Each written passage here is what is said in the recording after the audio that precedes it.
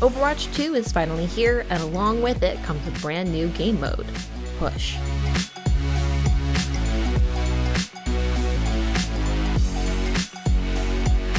Overwatch 2's newest PvP mode is a bit of a spin from the classic Escort. In Push mode, your team and the enemy team compete to maintain control of a robot, or TS1, for the duration of the match. So how does Push work?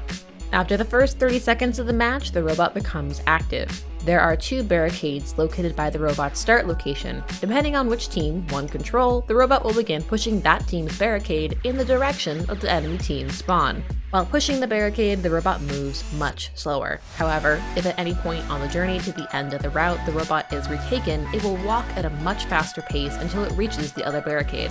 Whenever control of the robot is swapped, the respective barricade the robot was pushing remains exactly where the robot left it.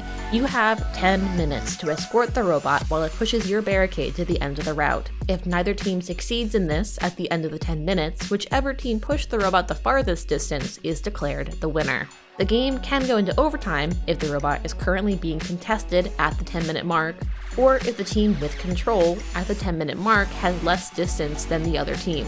Here are some tips to keep in mind while playing the new Push mode.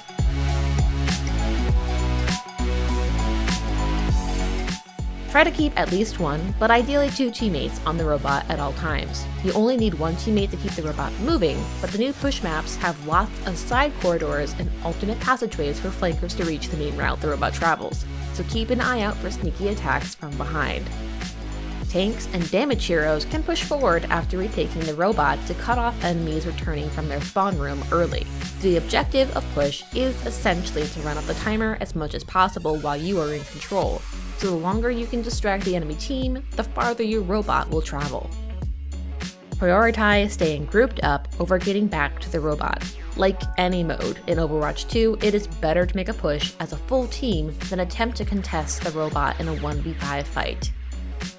As a damage hero, always be looking for flanking opportunities. Taking the opportunity to learn the new Push maps can help you memorize routes to get behind enemy lines as they escort the robot while still being able to make a quick escape whenever needed. Creating a custom game is a great way to familiarize yourself with all the new maps that have been introduced so far in Overwatch 2. Taking the first checkpoint is crucial. Coordinate a solid first push with your team to get the robot and the barricade to the first checkpoint location, and you will unlock a much better spawn. This gives you a huge advantage to coordinate team pushes in order to recontest. For more tips on playing Overwatch 2, you are already in the right place. IGN.